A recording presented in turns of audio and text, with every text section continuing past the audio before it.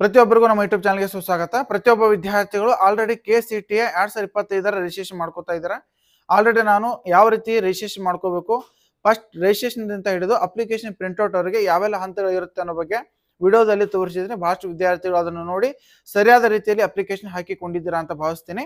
ಆದರೂ ಕೂಡ ಬಹಳಷ್ಟು ವಿದ್ಯಾರ್ಥಿಗಳು ಕಮೆಂಟ್ಸ್ ಮಾಡ್ತಾ ಇದ್ದೀರಾ, ನಮಗೆ CBSE ಇದೆ, SATS ನಂಬರ್ ಎಲ್ಲಿ ತೆಗೆದುಕೊಳ್ಬೇಕು, ICSE ಇದೆ, ನಾವು ಯಾವ ರೀತಿ ಹಾಕಬೇಕು, ನಾವು ಪ್ರಿಫಿಕ್ಸ್ ಎಂಟರ್ ಮಾಡದೆ ನಾವು ಅಪ್ಲಿಕೇಶನ್ ಹಾಕಿದ್ದೀವಿ, ಸ್ಟಡಿ ಡೀಟೇಲಲ್ಲಿ ಯಾವುದೇ ಅಪ್ಲೋಡ್ ಕೇಳ್ತಾ ಇದ್ದಾರೆ ಅದನ್ನು ನಾವು ಯಾವ ರೀತಿ ವೆರಿಫೈ ಮಾಡಬೇಕು, ಕ್ಲೇಮ್ ಸರ್ಟಿಫಿಕೇಟಲ್ಲಿ ನಮಗೆ ವೆರಿಫೈಡ್ ಅಂತ ಬಂದಿಲ್ಲ, ನಾವು ನಾಟ್ ವೆರಿಫೈಡ್ ಅಂತ ಬಂದಿದೆ, ನಾವು ಏನು ಮಾಡಬೇಕಾಗುತ್ತೆ, ಈ ರೀತಿ ಹಲವಾರು ಕಮೆಂಟ್ಸ್ಗಳು ಕೇಳ್ತಾ ಇದ್ದೀರಾ.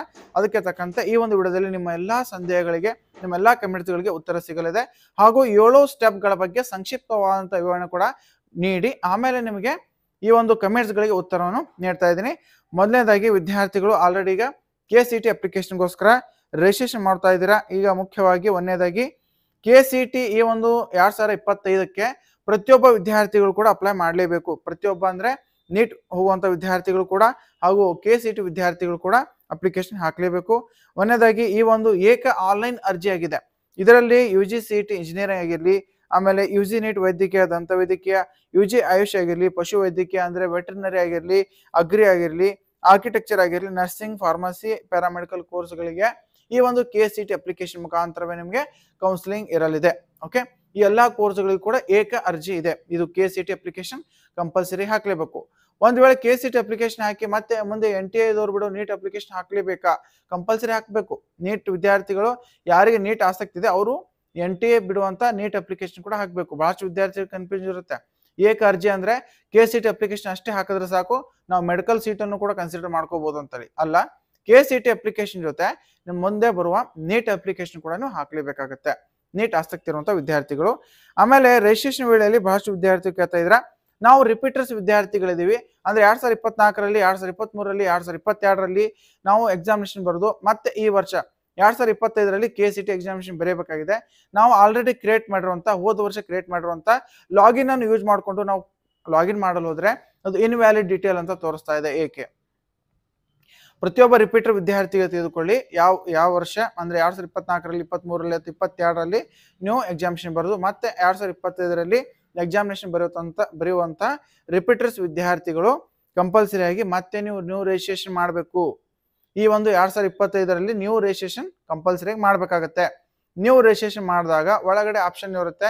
ಒಂದು ಆಲ್ರೆಡಿ ನೀವು KCET ಅಟೆಂಡ್ ಮಾಡಿದ್ದೀರಾ ಅಂತ ಇದ್ದಲ್ಲಿ ನೀವು ಅಲ್ಲಿ ಎಸ್ ಅಂತ ಕೊಟ್ಟು ನಿಮ್ಮೊಂದು ಹಾಲ್ ಟಿಕೆಟ್ ನಂಬರ್ ಕೂಡ ಅಲ್ಲಿ ಎಂಟರ್ ಮಾಡೋದಿರುತ್ತೆ. ಓಕೆ, ಇಲ್ಲಿ ರಿಜಿಸ್ಟ್ರೇಷನ್ ವಿಡಿಯೋಲಿ CBSE ವಿದ್ಯಾರ್ಥಿಗಳು ಅನೇಕ ಕಮೆಂಟ್ಸ್ಗಳನ್ನು ಕೇಳ್ತಾ ಇದ್ರೆ, ಆಲ್ರೆಡಿ ಗೊತ್ತಿರುವಂತೆ KCETಯ ಒಂದು ಅಂದ್ರೆ ಕರ್ನಾಟಕ ಈ ಒಂದು ಬೋರ್ಡ್ ನಿಂದ ಪಾಸ್ ಆಗಿರುವಂತ SSLC ವಿದ್ಯಾರ್ಥಿಗಳಿಗೆ ಆಟೋಮೆಟಿಕ್ ಆಗಿ ಡಾಟಾ ಫೆಚ್ ಆಗುತ್ತೆ. ಉಳಿದಂತೆ CBSE ಹಾಗೂ ICSE ವಿದ್ಯಾರ್ಥಿಗಳಿಗೆ ಅಲ್ಲಿ ಡೀಟೇಲ್ ಇನ್ಫಾರ್ಮೇಶನ್ ತೆಗೆದುಕೊಳ್ಳೋದಿಲ್ಲ. ಅಲ್ಲಿ ನೀವು ಫಸ್ಟಿಗೆ ನೋ ಅಂತ ಆಪ್ಷನ್ ಹಾಕಿ ಏನ್ ಮಾಡ್ತೀರಾ, ಇಲ್ಲಿ ತೆಳಗಡೆ ಇಲ್ಲಿ CBSE ಇನ್ ಕರ್ನಾಟಕ ಅಥವಾ ICSE ಇನ್ ಕರ್ನಾಟಕ ಅಂತೇಳಿ ಸೆಲೆಕ್ಟ್ ಮಾಡಿ, ಅಥವಾ ಯಾವ್ದು ಬೋರ್ಡ್ ಇರುತ್ತೆ ಅವ್ನ ಬೋರ್ಡ್ ಸೆಲೆಕ್ಟ್ ಮಾಡಿ ಇಲ್ಲಿ ತೆಳಗಡೆ ಪ್ರಿಫಿಕ್ಸ್ ಎಂಟರ್ ಮಾಡಬೇಕಾಗತ್ತೆ. ಪ್ರಿಫಿಕ್ಸ್ ಅಂದ್ರೆ ಏನು, ಯಾವ ವರ್ಷದಲ್ಲಿ ನೀವು CBSE ಕ್ಲಿಯರ್ ಮಾಡಿದ್ರೆ, 10ನೇ ತರಗತಿ ಯಾವ ವರ್ಷದಲ್ಲಿ ಕ್ಲಿಯರ್ ಆಗಿದೆ, 2022ರಲ್ಲಿ, 2021ರಲ್ಲಿ, 2023ರಲ್ಲಿ, ಈ ರೀತಿ. ಓಕೆ, ಅಲ್ಲಿ ಫಸ್ಟಿಗೆ ಎಂಟರ್ ಮಾಡಿ ನೀವು CBSE ನಿಮ್ಮ ರೂಲ್ ನಂಬರ್ ಅನ್ನು ಎಂಟರ್ ಮಾಡೋದಿರುತ್ತೆ. 2023 104161 ಈ ರೀತಿ ನಿಮ್ಮ ರಿಜಿಸ್ಟ್ರೇಷನ್ ನಂಬರ್ ಇರುತ್ತೆ. ಅದನ್ನು ಪ್ರಿಫಿಕ್ಸ್ ನೀವು ಎಂಟರ್ ಮಾಡಿ ರಿಜಿಸ್ಟ್ರೇಷನ್ ಮಾಡೋದಿರುತ್ತೆ. ಒಂದು ವೇಳೆ ಆಲ್ರೆಡಿ ನಾವು ಈ ಒಂದು ಪ್ರಿಫಿಕ್ಸ್ ಎಂಟರ್ ಮಾಡಿದ್ರೆ ನಾವು ರಿಜಿಸ್ಟ್ರೇಷನ್ ಮಾಡಿದ್ದೀನಿ ಅಂತ ಇದ್ದಲ್ಲಿ ನಿಮಗೆ ಚೇಂಜ್ ಮಾಡಲು ಅವಕಾಶ ಇಲ್ಲ.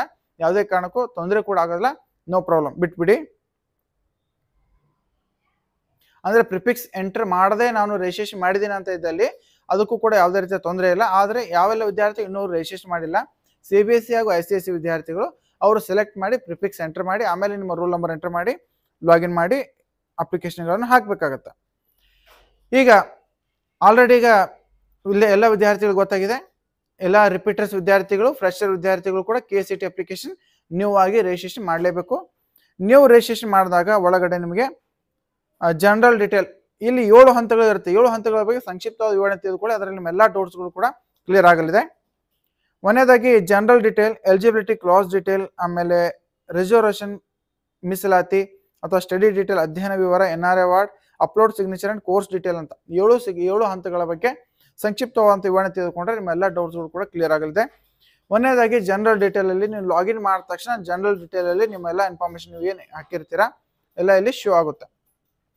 ಓಕೆ, ಈ ಒಂದು ಎಕ್ಸ್ಪ್ಲನೇಷನ್ ಆದ ತಕ್ಷಣ 7 ಹಂತಗಳ ಬಗ್ಗೆ ಸಂಕ್ಷಿಪ್ತ ವಿವರಣೆ ಆದ ನಂತರ ನಿಮ್ಮ ಕಮೆಂಟ್ಸ್ಗಳಿಗೆ ಕೂಡ ಉತ್ತರ ನೀಡಲಿದ್ದೇನೆ. ಇಲ್ಲಿ ಒಂದನೇದಾಗಿ ಜನರಲ್ ಡೀಟೇಲ್ ಅಲ್ಲಿ ಎಲ್ಲ ಇನ್ಫಾರ್ಮೇಶನ್ ಅಂದ್ರೆ ನೀವು ಹಾಕಿರುವಂತ ಫಸ್ಟ್ ಪೇಜ್ ಅಲ್ಲಿ ಇರುವಂತ ನೇಮ್ ಆಗಿರ್ಲಿ, ಫಾದರ್ ನೇಮ್ ಆಗಿರ್ಲಿ, ಮದರ್ ನೇಮ್ ಆಗಿರ್ಲಿ, ಈ ರೀತಿ ಎಲ್ಲ ಇನ್ಫಾರ್ಮೇಶನ್ ಬಂದಿರುತ್ತೆ. ಆದ್ರೆ ನೀವು ಇಲ್ಲಿ ಆಧಾರ್ ಕಾರ್ಡ್ ಪ್ರಕಾರ ಅಡ್ರೆಸ್ ಎಂಟರ್ ಮಾಡಿ, ಅಲ್ಲಿ ರೆಸಿಡೆಂಟ್ ಸೆಲೆಕ್ಟ್ ಮಾಡಿ, ನಿಮ್ಮ ಒಂದು ಕಾಸ್ಟ್ ಸೆಲೆಕ್ಟ್ ಮಾಡಿ, ನೀವು ಯಾವ ಒಂದು ಮದರ್ ಟಂಗ್ ಇದೆ, ಮಾತೃಭಾಷೆ ಯಾವುದಿದೆ ಅದನ್ನ ಮಾತ್ರ ಇಲ್ಲಿ ಸೆಲೆಕ್ಟ್ ಮಾಡೋದಿರುತ್ತೆ. ಇದರಲ್ಲಿ ಯಾವುದೇ ರೀತಿಯಲ್ಲಿ ಸಂದೇಹವಿಲ್ಲ. ಎಲಿಜಿಬಿಲಿಟಿ ಕ್ಲಾಸ್ ಯಾವೆಲ್ಲ ವಿದ್ಯಾರ್ಥಿಗಳು ಇಲ್ಲಿ 1 ರಿಂದ 12ನೇ ತರಗತಿವರೆಗೆ 7 ವರ್ಷಕ್ಕಿಂತ ಮೇಲೆ ಕಲಿತಂತ ವಿದ್ಯಾರ್ಥಿಗಳಿಗೆ ಎಲಿಜಿಬಿಲಿಟಿ ಕ್ಲಾಸ್ ಆಟೋಮೆಟಿಕ್ ಆಗಿ ತೆಳಗಡೆಯಲ್ಲಿ ಸೆಲೆಕ್ಟ್ ಆಗುತ್ತೆ. ಇಲ್ಲಿ ರಿಸರ್ವೇಶನ್ ಅಲ್ಲಿ ಮುಖ್ಯವಾಗಿ ಯಾವೆಲ್ಲ ರಿಸರ್ವೇಶನ್ಗಳಿವೆ, ನಿಮ್ಮ ಒಂದು ಕಾಸ್ಟ್ ರಿಸರ್ವೇಶನ್ ಆಗಿರಲಿ, ನಿಮ್ಮ ಒಂದು ಕನ್ನಡ ಮೀಡಿಯಂ ರಿಸರ್ವೇಶನ್ ಆಗಿರಲಿ, ಗ್ರಾಮೀಣ ರಿಸರ್ವೇಶನ್ ಆಗಿರಲಿ, 371J ರಿಸರ್ವೇಶನ್ ಆಗಿರಲಿ, ಈ ರೀತಿಯ ಒಂದು ರಿಸರ್ವೇಶನ್ ಸರ್ಟಿಫಿಕೇಟ್ಗಳನ್ನು ಇಲ್ಲಿ ಅಪ್ಲೋಡ್ ಮಾಡಬೇಕಾಗುತ್ತೆ. ಅಪ್ಲೋಡ್ ಅಂದ್ರೆ ಏನು, ಆರ್ ಡಿ ನಂಬರ್ ಎಂಟರ್ ಮಾಡಬೇಕಾಗುತ್ತೆ. ಅಪ್ಲೋಡ್ ಅವಶ್ಯಕತೆ ಇಲ್ಲ. ಈ ವರ್ಷ ನಿಮಗೆ ಅಪ್ಲೋಡ್ ಕೇಳಿಲ್ಲ. ಓಕೆ, ಇಲ್ಲಿ ಜಸ್ಟ್ ನೀವು ಆರ್ ಡಿ ನಂಬರ್ ಅನ್ನು ಎಂಟರ್ ಮಾಡೋದಿರುತ್ತೆ. ಸರಿಯಾದಂತ ಆರ್ ಡಿ ನಂಬರ್ ಎಂಟರ್ ಮಾಡಿದಾಗ ಅಲ್ಲಿ ಅಕ್ಸೆಪ್ಟೆಡ್ ಅಂತ ಬಂದ್ರೆ ಅದು ವೆರಿಫೈಡ್ ಆದ ಹಾಗೆ, ಅದು ಆನ್ಲೈನ್ ಮುಖಾಂತರ ವೆರಿಫೈಡ್ ಆದ ಹಾಗೆ. ಓಕೆ, ಆ ರೀತಿ ನಿಮ್ಮ ಒಂದು ರಿಸರ್ವೇಶನ್ಗಳನ್ನು ಸರಿಯಾದ ರೀತಿಯಲ್ಲಿ ಸೆಲೆಕ್ಟ್ ಮಾಡಿ. 1 ರಿಂದ 10ನೇ ತರಗತಿವರೆಗೆ ಕನ್ನಡ ಮಾಧ್ಯಮದಲ್ಲಿ ಕಲಿತು ನೀವು ಸ್ಟಡಿ ಸರ್ಟಿಫಿಕೇಟ್ಗಳನ್ನು ಅಂದ್ರೆ ಕನ್ನಡ ಮಾಧ್ಯಮ ಸ್ಟಡಿ ಸರ್ಟಿಫಿಕೇಟ್ಗಳನ್ನು ತೆಗೆದುಕೊಂಡಿದ್ರೆ ನೀವು ಎಸ್ ಅಂತ ಹಾಕಿ, ಅಥವಾ ನೀವು ಒಂದು ವೇಳೆ ಕಲಿತೇ ಇದ್ರೆ ಅಲ್ಲಿ ನೋ ಅಂತ ಹಾಕಿ. ಓಕೆ, ರಿಸರ್ವೇಶನ್ ಇದ್ರೆ ಕಂಪಲ್ಸರಿ ಆಗಿ ಕ್ಲೇಮ್ ಮಾಡಿ. ಓಕೆ, NRI ವಾರ್ಡ್ ನಿಮಗೆ ಅವಶ್ಯಕತೆ ಇರೋದಿಲ್ಲ. ಯಾವೆಲ್ಲ ವಿದ್ಯಾರ್ಥಿ NRI ವಾರ್ಡ್ ಅಂತ ಹಾಕ್ತಾರೆ ಅಂದ್ರೆ ನಾನ್ ರೆಸಿಡೆಂಟ್ ಇನ್ ಇಂಡಿಯಾ ಅಂತ ಇರುತ್ತೆ, ಅದು ಆ ವಿದ್ಯಾರ್ಥಿಗಳಿಗೆ ಮಾತ್ರ ಅನಿಸುತ್ತೆ. ಇದು ಹೈಡ್ ಮಾಡಿ ಅದನ್ನು ಮುಂದುವರಿಸಬಹುದು. ಒಂದು ವೇಳೆ ಅಪ್ಲೋಡ್ ಸಿಗ್ನೇಚರ್ ಅಂತ ಇರುತ್ತೆ, ಲಾಸ್ಟಿಗೆ ಅಪ್ಲೋಡ್ ಸಿಗ್ನೇಚರ್ ಮಾಡಿ. ಕೋರ್ಸ್ ಡೀಟೇಲ್ ಅಂದ್ರೆ ಯಾವ ಒಂದು ಕೋರ್ಸಿಗೆ ನೀವು ಆಸಕ್ತಿ ಹೊಂದಿದ್ದೀರಾ ಆ ಒಂದು ಕೋರ್ಸ್ ಅನ್ನು ಸೆಲೆಕ್ಟ್ ಮಾಡಬೇಕು. PCM ಆಗಿರಲಿ, PCB ಆಗಿರಲಿ, PCMB ಅಂತ ಇರುತ್ತೆ. ಆಲ್ರೆಡಿ ಎಲ್ಲ ವಿದ್ಯಾರ್ಥಿಗಳಿಗೆ ಗೊತ್ತಿರುತ್ತೆ PCMBನೇ ನೀವು ಸೆಲೆಕ್ಟ್ ಮಾಡಬೇಕು. ಯಾಕಂದ್ರೆ ಎಲ್ಲಾ ಕೋರ್ಸಿಗೂ ಕೂಡ ನೀವು ಅಪ್ಲಿಕೇಬಲ್ ಆಗ್ತೀರಾ. ಓಕೆ, ಈಗ ಮುಖ್ಯವಾಗಿ ವಿದ್ಯಾರ್ಥಿಗಳ ಕಮೆಂಟ್ಸ್ಗಳು. ಇಲ್ಲಿ ಮುಖ್ಯವಾಗಿ ಬಹಳಷ್ಟು ವಿದ್ಯಾರ್ಥಿಗಳು ಕೇಳ್ತಾ ಇದ್ರೆ, ಇಲ್ಲಿ ಒಂದನೇದಾಗಿ ನೋಡಿ, for CBSE students during registration in ಸ್ಯಾಟ್ಸ್ number compulsory can we skip it. ಇಲ್ಲಿ ರಿಜಿಸ್ಟ್ರೇಷನ್ ಮಾಡುವಾಗ SATS ನಂಬರ್ ನಾವು ಎಂಟರ್ ಮಾಡಲೇಬೇಕಾ ಅಥವಾ ನಾವು ಅದನ್ನು ಸ್ಕಿಪ್ ಮಾಡಬಹುದಾ? ನೀವು ಕಂಪಲ್ಸರಿ ಎಂಟರ್ ಮಾಡಿ, ಯಾಕಂದ್ರೆ ಅದು ಆನ್ಲೈನ್ ಮುಖಾಂತರ SATS ಮುಖಾಂತರ ವೆರಿಫೈ ಆಗುತ್ತೆ. ಓಕೆ, ಕಂಪಲ್ಸರಿ ಆಗಿ ಎಂಟರ್ ಮಾಡಲೇಬೇಕು. ಆದರೆ ಇಲ್ಲಿ ಮುಖ್ಯವಾಗಿ ವಿದ್ಯಾರ್ಥಿ ಗಮನಿಸಿ, ಸ್ಯಾಟ್ಸ್ ನಂಬರ್ ಅನ್ನು ಹಾಕುವಾಗ 10 ಸಲ ನೋಡಿ ಗಮನವಿಟ್ಟು ಹಾಕಿ. ಯಾಕಂದ್ರೆ ಒಂದು ಸಲ ನೀವು ಸ್ಯಾಟ್ಸ್ ನಂಬರ್ ಎಂಟರ್ ಮಾಡಿದ್ರೆ ನೀವು ರಿಜಿಸ್ಟ್ರೇಷನ್ ಅಲ್ಲಿ ಮತ್ತೆ ಅದಕ್ಕೆ ಎಡಿಟ್ ಮಾಡಲು, ಅಲ್ಲಿ ತಿದ್ದುಪಡಿ ಮಾಡಲು ಅವಕಾಶವಿಲ್ಲ. ಸ್ಯಾಟ್ಸ್ ನಂಬರ್ಗೆ ತಿದ್ದುಪಡಿ ಮಾಡಲು ಅವಕಾಶ ಇಲ್ಲ. ಆದ ಕಾರಣಕ್ಕಾಗಿ ನೀವು ರಿಜಿಸ್ಟ್ರೇಷನ್ ವೇಳೆಯಲ್ಲಿ ಸರಿಯಾದ ರೀತಿಯಲ್ಲಿ ಈ ಒಂದು ಸ್ಯಾಟ್ಸ್ ನಂಬರ್ ಅನ್ನು ಎಂಟರ್ ಮಾಡಬೇಕಾಗುತ್ತೆ. ಆಮೇಲೆ ಪ್ರಿಫಿಕ್ಸ್ ಎಂಟರ್ ಮಾಡಿದ್ರೆ ರಿಜಿಸ್ಟ್ರೇಷನ್ ಮಾಡಿದ್ರೆ ಆಲ್ರೆಡಿ ಅಂತ ತಿಳಿಸಿದ್ದೇನೆ. ಪ್ರಿಫಿಕ್ಸ್ ಎಂಟರ್ ಮಾಡದೇವು ನೀವು ರಿಜಿಸ್ಟ್ರೇಷನ್ ಮಾಡಿದ್ರೆ ಅಲ್ಲಿ ಯಾವುದೇ ರೀತಿಯ ತೊಂದರೆ ಇಲ್ಲ. ಆದರೆ ಇನ್ನೂವರೆಗೂ ಯಾವೆಲ್ಲ ವಿದ್ಯಾರ್ಥಿ ರಿಜಿಸ್ಟ್ರೇಷನ್ ಮಾಡ್ಕೊಂಡಿಲ್ಲ, CBSE ಹಾಗೂ SCC ವಿದ್ಯಾರ್ಥಿಗಳು ಪ್ರಿಫಿಕ್ಸ್ ಎಂಟರ್ ಮಾಡಿ. ಅಂದ್ರೆ ಇಯರ್ ಆಫ್ ಪಾಸಿಂಗ್ ನೀವು ಎಂಟರ್ ಮಾಡಿ, SSLC year of passing enter ಮಾಡಿ, ನಿಮ್ಮ ರೂಲ್ ನಂಬರ್ ಎಂಟರ್ ಮಾಡಿ ನೀವು ರಿಜಿಸ್ಟ್ರೇಷನ್ ಮಾಡ್ಕೋಬೇಕಾಗುತ್ತೆ. Sir, I am dropper, should I click register user or new registration? Already ಅಂತ ತಿಳಿಸಿದ್ದೀನಿ. ರಿಜಿಸ್ಟ್ರೇಷನ್ ಯೂಸರ್ ಅಂದ್ರೆ ಒಟ್ಟಿನಲ್ಲಿ ಈ ವರ್ಷ ಹೊಸದಾಗಿ ಮತ್ತೆ ನೀವು ರಿಜಿಸ್ಟ್ರೇಷನ್ ಮಾಡಲೇಬೇಕು. ಅಂದ್ರೆ ನಾವು ರಿಜಿಸ್ಟರ್ಡ್ ಯೂಸರ್ ಅಂತ ಕ್ಲಿಕ್ ಮಾಡ್ಬೇಕಾ ಅಥವಾ ನ್ಯೂ ರಿಜಿಸ್ಟ್ರೇಷನ್ ಕ್ಲಿಕ್ ಮಾಡ್ಬೇಕಂತ ಇದ್ದಲ್ಲಿ ನೀವು ಕೂಡ ನ್ಯೂ ರಿಜಿಸ್ಟ್ರೇಷನ್ ಕ್ಲಿಕ್ ಮಾಡಿ ಹೊಸದಾಗಿ ಅಪ್ಲಿಕೇಶನ್ಗಳನ್ನು ಹಾಕಲೇಬೇಕಾಗುತ್ತೆ. ಡ್ರಾಪರ್ಸ್ ವಿದ್ಯಾರ್ಥಿಗಳು ಇದ್ರು ಕೂಡ ಒಳಗಡೆ ಅಪ್ಲಿಕೇಶನ್ ಅಲ್ಲಿ ನಿಮಗೆ old KCT hall ticket number enter ಮಾಡೋ ಅವಕಾಶ ಕೊಟ್ಟಿರ್ತಾರೆ. ಅದನ್ನು ಎಂಟರ್ ಮಾಡಿ ಯಾವುದೇ ಸೀಟು ಪಡೆದುಕೊಂಡಿದ್ದೀರಾ ಇದ್ದಲ್ಲಿ ಅಲ್ಲಿ ನೋ ಅಂತ ಕೂಡ ಸೆಲೆಕ್ಟ್ ಮಾಡಬಹುದು. ಆಮೇಲೆ ಫೋಟೋ ರಾಂಗ್ ಆಗಿ ಅಪ್ಲೋಡ್ ಮಾಡಿದ್ದೀನಿ. ಫಸ್ಟ್ ಸ್ಟೆಪ್ ಅಲ್ಲಿ ಫೋಟೋ ಕೇಳಿದರೆ ಫೋಟೋ ಬೇರೆ, ಫಾರ್ ಎಕ್ಸಾಂಪಲ್ ಅಪ್ಲೋಡ್ ಮಾಡುವಾಗ ಬೇರೆ ಫೋಟೋ ಅಪ್ಲೋಡ್ ಮಾಡಿಬಿಟ್ಟಿದ್ದೀನಿ ಅಂತ ಇದ್ದಲ್ಲಿ ನಿಮಗೆ ಈ ಒಂದು ರಿಜಿಸ್ಟ್ರೇಷನ್ ವೇಳೆಯಲ್ಲಿ ನಿಮಗೆ ಸಿಗ್ನೇಚರ್ ಅಪ್ಲೋಡ್ ಮಾಡೋ ಒಂದು ವೇಳೆಯಲ್ಲಿ ಅಲ್ಲಿ ಫೋಟೋ ಅಪ್ಲೋಡ್ ಕೂಡ ಇದೆ. ಆ ಒಂದು ಫೋಟೋ ಏನಾದರೂ ನೀವು ರಾಂಗ್ ಅಪ್ಲೋಡ್ ಮಾಡಿದ್ರೆ ಅಲ್ಲಿ ಡಿಲೀಟ್ ಆಪ್ಷನ್ ಕೂಡ ಇದೆ. ಡಿಲೀಟ್ ಮಾಡಿ ನೀವು ರಾಂಗ್ ಅಪ್ಲೋಡ್ ಮಾಡಿರುವಂತಹ ಫೋಟೋನು ಸರಿಯಾದ ರೀತಿಯಲ್ಲಿ ಅಪ್ಲೋಡ್ ಮಾಡಬೇಕಾಗತ್ತೆ. ಓಕೆ, ಇದು ಫೋಟೋ ಅಪ್ಲೋಡ್ ಏನಾದರೂ ರಾಂಗ್ ಆಗಿದ್ರೆ ಸರಿ ಮಾಡಿಕೊಳ್ಳಲು ಅವಕಾಶ ಕೊಟ್ಟಿದ್ದಾರೆ, ಯಾವುದೇ ರೀತಿಯ ತೊಂದರೆ ಇಲ್ಲ. ಕ್ಲೇಮ್ಡ್ ಸರ್ಟಿಫಿಕೇಟ್ ಅಲ್ಲಿ ಯಾವೆಲ್ಲ ಒಂದು ರಿಸರ್ವೇಷನ್ಗಳಿಗೆ ನೀವು ಎಸ್ ಕೊಟ್ಟಿದ್ದೀರಾ, ಕ್ಲೇಮ್ ಮಾಡಿದ್ದೀರಾ ಅನ್ನೋ ಬಗ್ಗೆ ಪೂರ್ಣವಾದ ಮಾಹಿತಿ ಬಂದಿರುತ್ತೆ. ಅದನ್ನು ಸರಿಯಾಗಿ ಪರಿಶೀಲನೆ ಮಾಡ್ಕೊಳ್ಳಿ. ಭಾಷೆ ವಿದ್ಯಾರ್ಥಿಗಳು ಕೆಟಗರಿ 1 ಹಾಗೂ SC/ST ವಿದ್ಯಾರ್ಥಿಗಳು ಅದರಲ್ಲಿ ಇನ್ಕಮ್ ಬಂದಿದ್ದಿಲ್ಲ ಕೂಡ ನೋಡ್ಕೊಳ್ಳಿ. ಫಸ್ಟಿಗೆ ಅಂದ್ರೆ ಈ ಒಂದು 23ರಿಂದ 24ರವರೆಗೆ ಬಹಳಷ್ಟು ಸ್ವಲ್ಪ ಅಪ್ಲಿಕೇಶನ್ ಅಲ್ಲಿ ಕೆಲವೊಂದು ಎರರ್ ಇತ್ತು. ಆದ ಕಾರಣಕ್ಕಾಗಿ ಇನ್ಕಮ್ ಡೀಟೇಲ್ ಕೂಡ ಅಲ್ಲಿ ತೋರಿಸಿದ್ದಿಲ್ಲ. ಒಂದು ವೇಳೆ ತೋರಿಸದೇ ಇದ್ದಲ್ಲಿ ನೀವು ಎಡಿಟ್ ಆಪ್ಷನ್ ಕೂಡ ಕೊಟ್ಟಿದ್ದಾರೆ, ನೀವು ಎಡಿಟ್ ಕೂಡ ಮಾಡ್ಕೋಬಹುದು. ಓಕೆ, ಇಲ್ಲಿ ಮುಖ್ಯವಾಗಿ ವಿದ್ಯಾರ್ಥಿಗಳು ಗಮನಿಸಬೇಕು, ಡ್ರಾಫ್ಟ್ ಅಪ್ಲಿಕೇಶನ್ ಪ್ರಿಂಟ್ಔಟ್ ತೆಗೆದುಕೊಳ್ಬೇಕು. ಈ ಒಂದು ಡ್ರಾಫ್ಟ್ ಅಪ್ಲಿಕೇಶನ್ ಪ್ರಿಂಟ್ಔಟ್ ತೆಗೆದುಕೊಳ್ಬೇಡಿ. ಫೈನಲ್ ಅಂದ್ರೆ ಪೇಮೆಂಟ್ ಆದ ನಂತರ ಒಂದು ಫೈನಲ್ ಅಪ್ಲಿಕೇಶನ್ ಪ್ರಿಂಟ್ಔಟ್ ಬರುತ್ತೆ, ಅದನ್ನು ಮಾತ್ರ ನಿಮ್ಮಲ್ಲಿ ಇಟ್ಕೋಬೇಕಾಗುತ್ತೆ. ಮುಂದಿನ ಎಲ್ಲಾ ಪ್ರೊಸೀಜರ್ಗಳಿಗೂ ಕೂಡ ನಿಮ್ಮ ಫೈನಲ್ ಅಪ್ಲಿಕೇಶನ್ ಕಾಪಿಯೇ ಕನ್ಸಿಡರ್ ಆಗುತ್ತೆ. ಆಮೇಲೆ ಪ್ರಾಕ್ಟಿಕಲ್ ಎಕ್ಸಾಮ್ ಯಾವಾಗ ಇರುತ್ತದೆ ಹಾಗೂ ಅಗ್ರಿಕಲ್ಚರ್ ಬಗ್ಗೆ ಬಹಳಷ್ಟು ವಿದ್ಯಾರ್ಥಿಗಳು ಕೇಳ್ತಾ ಇದ್ರ. ಇಲ್ಲಿ ಮುಖ್ಯವಾಗಿ ಅಗ್ರಿಕಲ್ಚರ್ ಬಗ್ಗೆ ನೋಡಿ, ಈ ಒಂದು ಅಗ್ರಿಕಲ್ಚರ್ ಪ್ರಾಕ್ಟಿಕಲ್ ಎಕ್ಸಾಮ್ ನಿಮ್ಮ ಒಂದು KCT ಎಕ್ಸಾಮ್ ಆದ ನಂತರ ಇರುತ್ತೆ. ನಿಮ್ಮ ಒಂದು KCT ಎಕ್ಸಾಮಿನೇಷನ್ ಆದ ನಂತರ ಪ್ರಾಕ್ಟಿಕಲ್ ಎಕ್ಸಾಮ್ ಡೇಟ್ ಅನೌನ್ಸ್ ಮಾಡ್ತಾರೆ. ಅದಕ್ಕಿಂತ ಮುಖ್ಯವಾಗಿ ನೀವು ಎಲಿಜಿಬಿಲಿಟಿ ಅನ್ನೋ ಬಗ್ಗೆ ಯಾವೆಲ್ಲ ಒಂದು ಅಗ್ರಿಕಲ್ಚರ್ ಸರ್ಟಿಫಿಕೇಟ್ ಆಗಿರಲಿ, ಬಾಂಡ್ ಅಫಿಡವಿಟ್ 1 ಆಗಿರಲಿ, ಅಫಿಡವಿಟ್ 2 ಆಗಿರಲಿ, ಈ ರೀತಿ ಬಾಂಡ್ ಅಪ್ಲೋಡ್ ಮಾಡಿ ನೀವೆಲ್ಲ ಒಂದು ಎಲಿಜಿಬಿಲಿಟಿ ಪಡೆದುಕೊಳ್ಬೇಕಾಗುತ್ತೆ. ಅದರ ಒಂದು ಎಲಿಜಿಬಿಲಿಟಿ ಆದಾಗ ನಿಮ್ಮ ಒಂದು ಹಾಲ್ ಟಿಕೆಟ್ ಕೊಡ್ತಾರೆ. ಅವಾಗ ಅದಕ್ಕೆ ಒಂದು ಸಪ್ರೇಟ್ ಆಗಿ ಪ್ರಾಕ್ಟಿಕಲ್ ಎಕ್ಸಾಮಿನೇಷನ್ 200 ಮಾರ್ಕ್ಸ್ ಒಂದು ಪ್ರಾಕ್ಟಿಕಲ್ ಎಕ್ಸಾಮಿನೇಷನ್ ಇರುತ್ತೆ, ಅದು ಕೂಡ ಬರೀಬಹುದು. ಇಲ್ಲಿ ವಿದ್ಯಾರ್ಥಿಗಳು ಕನ್ಫ್ಯೂಷನ್ ಇದ್ದೀರಾ, ವಂಶವೃಕ್ಷ ದೃಢೀಕರಣ ಪತ್ರ ಯಾರಿಗೆ ಅನ್ವಯವಾಗುತ್ತೆ? ವಂಶವೃಕ್ಷ ಇಲ್ಲಿ ವಿದ್ಯಾರ್ಥಿಗಳು ಗಮನಿಸಬೇಕು. ಯಾವೆಲ್ಲ ವಿದ್ಯಾರ್ಥಿ ಅಗ್ರಿಕಲ್ಚರ್ ಹಾಗೂ ವೆಟರ್ನರಿಗೋಸ್ಕರ ಟ್ರೈ ಮಾಡ್ತಾ ಇದ್ದಾರೆ, ಪ್ರಾಕ್ಟಿಕಲ್ ಎಕ್ಸಾಮಿನೇಷನ್ ಬರೆಯೋರಿದ್ದಾರೆ, ಅವರಿಗೆ ತಂದೆ ಹೆಸರಿನಿಂದ ಅಥವಾ ತಾಯಿ ಹೆಸರಿನಿಂದ ಇದ್ರೆ, ತಂದೆ ಹೆಸರಿನಿಂದ ಅಥವಾ ತಾಯಿ ಹೆಸರಿನಿಂದ ಜಮೀನು ಇದ್ರೆ ಅವರು ವಂಶವೃಕ್ಷ ತೆಗೆಸುವ ಅವಶ್ಯಕತೆ ಇರುವುದಿಲ್ಲ. ತಂದೆ ಅಥವಾ ತಾಯಿಯ ಹೆಸರಿನಿಂದ ಜಮೀನು ಇದ್ರೆ ಅವರು ವಂಶವೃಕ್ಷ ದೃಢೀಕರಣ ಪತ್ರ ತೆಗೆಸುವ ಅವಶ್ಯಕತೆ ಇರುವುದಿಲ್ಲ. ಒಂದು ವೇಳೆ ನಿಮ್ಮ ಒಂದು ಅಜ್ಜಿ ಹೆಸರಿನಿಂದ ಹೊಲ ಇದ್ರೆ, ವಿದ್ಯಾರ್ಥಿಯ ಅಜ್ಜಿ ಹೆಸರಿನಿಂದ ಹೊಲ ಇದ್ರೆ ವಂಶವೃಕ್ಷ ದೃಢೀಕರಣ ಪತ್ರ ಕೂಡ ತೆಗೆಸಬೇಕಾಗತ್ತೆ. ಆಮೇಲೆ ವ್ಯವಸಾಯಗಾರರ ದೃಢೀಕರಣ ಪತ್ರ ಕೂಡ ಯಾರ ಹೆಸರಿನಿಂದ ಜಮೀನು ಇರುತ್ತೆ ಅವರ ಹೆಸರಿನಿಂದವೇ ವ್ಯವಸಾಯಗಾರರ ದೃಢೀಕರಣ ಪ್ರಮಾಣ ಪತ್ರ ಕೂಡ ತೆಗೆಸಬೇಕಾಗತ್ತೆ. ಆಮೇಲೆ sir, I have studied till 10th in CBSE now during the registration process. ಕರೆಕ್ಟಾಗಿ ಕಮೆಂಟ್ಸ್ ಮಾಡಿಲ್ಲ. ಇಲ್ಲಿ ಒಟ್ಟನೇದಾಗಿ ನೋಡಿ, ಇಲ್ಲಿ ಏನಿದೆ ಅಂದ್ರೆ ಯಾವೆಲ್ಲ ವಿದ್ಯಾರ್ಥಿಗಳು ಸ್ಟಡಿ ಸರ್ಟಿಫಿಕೇಟ್ ಎಲ್ಲೆಲ್ಲಿ ತೆಗೆದುಕೊಳ್ಬೇಕಂತ ಇದ್ದಲ್ಲಿ ಎಲ್ಲೆಲ್ಲಿನೂ ಕಲ್ತಿರ್ತೀರ. 1ರಿಂದ 5 ಒಂದು ಕಡೆ ಕಲ್ತಿದ್ರೆ 1ರಿಂದ 5 ತೆಗೆದುಕೊಳ್ಳಿ. ಆಮೇಲೆ 5ರಿಂದ 10ನೇ ತರಗತಿವರೆಗೆ ಇನ್ನೊಂದು ಕಡೆ ಕಲ್ತಿದ್ರೆ 5ರಿಂದ 10ನೇ ತರಗತಿ ಇನ್ನೊಂದು ಕಡೆ ತೆಗೆದುಕೊಳ್ಳಿ. ಒಟ್ಟಿನಲ್ಲಿ ಅವರು ತಿಳಿಸಿರುವಂತ ಪರ್ಫಾರ್ಮ್ ಫಾರ್ ಸ್ಟಡಿ ಸರ್ಟಿಫಿಕೇಟ್ ಅನ್ನು ಕಂಪಲ್ಸರಿ ಎಲ್ಲ ವಿದ್ಯಾರ್ಥಿಗಳು ಪಡಲೇಬೇಕು. ಅದು ಕನ್ನಡ ಮೀಡಿಯಂ ಇರಲಿ, ರೂರಲ್ ಇರಲಿ, ಯಾವುದೇ ವಿದ್ಯಾರ್ಥಿ ಇದ್ರೂ ಕೂಡ ಈ ಒಂದು perform for study certificate Karnataka ರಾಜ್ಯದಲ್ಲಿನೂ ಅಭ್ಯಾಸ ಮಾಡಿರೋ ಬಗ್ಗೆ ಸ್ಟಡಿ ಸರ್ಟಿಫಿಕೇಟ್ಗಳನ್ನು ತೆಗೆದುಕೊಳ್ಳೇಬೇಕು. ಬಹಳಷ್ಟು ವಿದ್ಯಾರ್ಥಿ ಇದನ್ನು ಕೇಳ್ತಾ ಇರ್ತೀರಾ, 1ರಿಂದ 9ನೇ ತರಗತಿವರೆಗೆ ಕನ್ನಡ ಮಾಧ್ಯಮದಲ್ಲಿ ಕಲ್ತಿದ್ದೀನಿ, 10ನೇ ತರಗತಿ ನಾನು ಇಂಗ್ಲಿಷ್ ಮೀಡಿಯಂ ಅಲ್ಲಿ ಕಲ್ತಿದ್ದೀನಿ, ನಾನು ಕೂಡ ಕನ್ನಡ ಮಾಧ್ಯಮ ಸರ್ಟಿಫಿಕೇಟ್ ತೆಗೆದುಕೊಂಡು ಕನ್ನಡ ಮಾಧ್ಯಮ ರಿಸರ್ವೇಷನ್ ಅಲ್ಲಿ ಎಸ್ ಮಾಡಬಹುದಾ ಅಂತ ಇದ್ದಲ್ಲಿ ನಿಮಗೆ ಬರುವುದಿಲ್ಲ.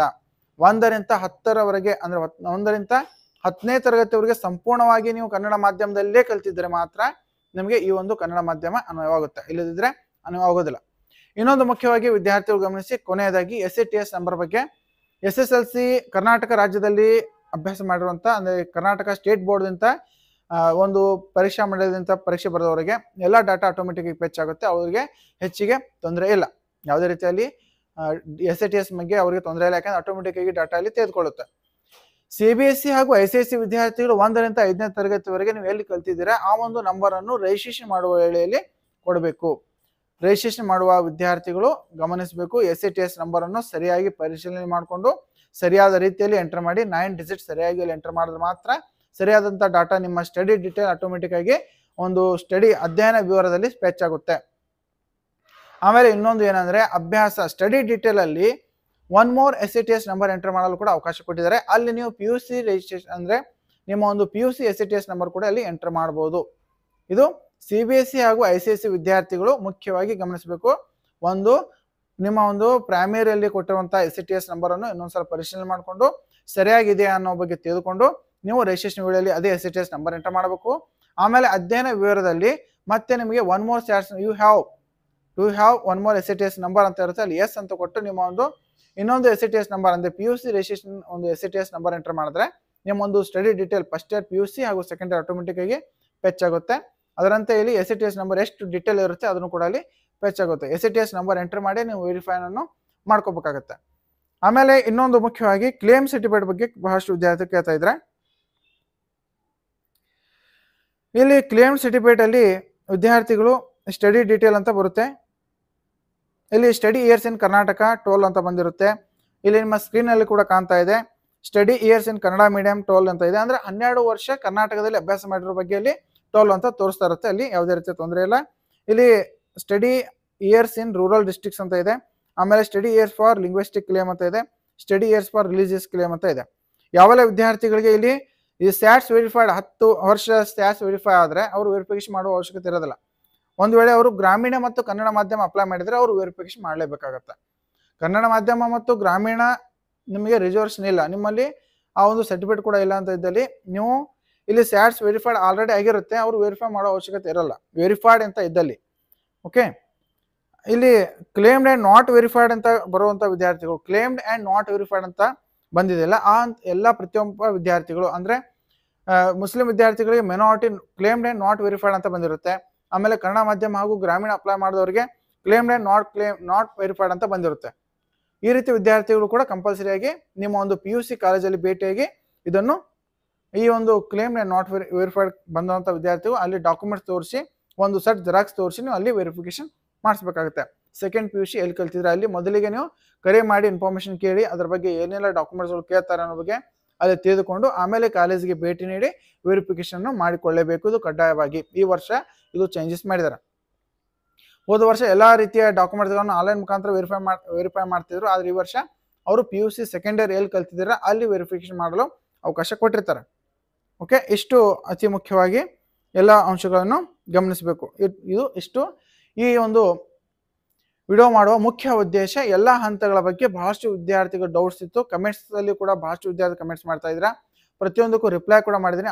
ಆದರೂ ಕೂಡ ಬಹಳಷ್ಟು ವಿದ್ಯಾರ್ಥಿಗಳಿಗೆ ಕೆಲವೊಂದು ವಿಡಿಯೋದಲ್ಲಿ ಸಮಯ ಸಿಗದ ಕಾರಣಕ್ಕಾಗಿ ರಿಪ್ಲೈ ಮಾಡಿದಿಲ್ಲ. ಅವರಿಗೆಲ್ಲ ಈ ಒಂದು ವಿಡಿಯೋದಲ್ಲಿ ಸಂಪೂರ್ಣ ಮಾಹಿತಿ ಕೊಟ್ಟಿದ್ದೀನಿ. ಮತ್ತೆ ಇನ್ನಿತರ ಏನಾದರೂ ಡೌಟ್ಸ್ ಇದ್ದರೆ ಕಮೆಂಟ್ಸ್ ಮಾಡಿ.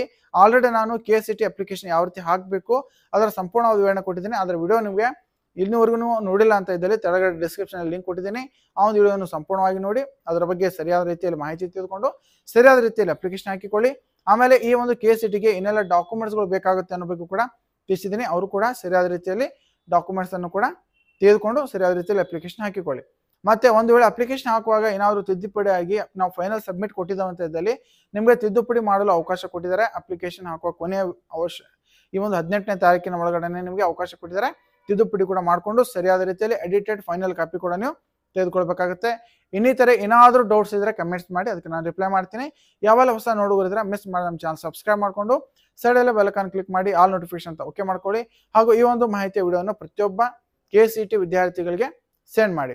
ಇನ್ನಿತರ ಮುಖ್ಯವಾದಂಥ ಮಾಹಿತಿಗಾಗಿ ಮತ್ತೆ ನಮ್ಮ ಯೂಟ್ಯೂಬ್ ಚಾನಲ್ ಸಬ್ಸ್ಕ್ರೈಬ್ ಮಾಡಿಕೊಂಡು ನೋಟಿಫಿಕೇಶನ್ ಬೆಲ್ ಐಕಾನ್ ಆನ್ ಅಂದರೆ ಆಲ್ ಅಂತ ಮಾಡಿಕೊಳ್ಳಿ. ಧನ್ಯವಾದಗಳು.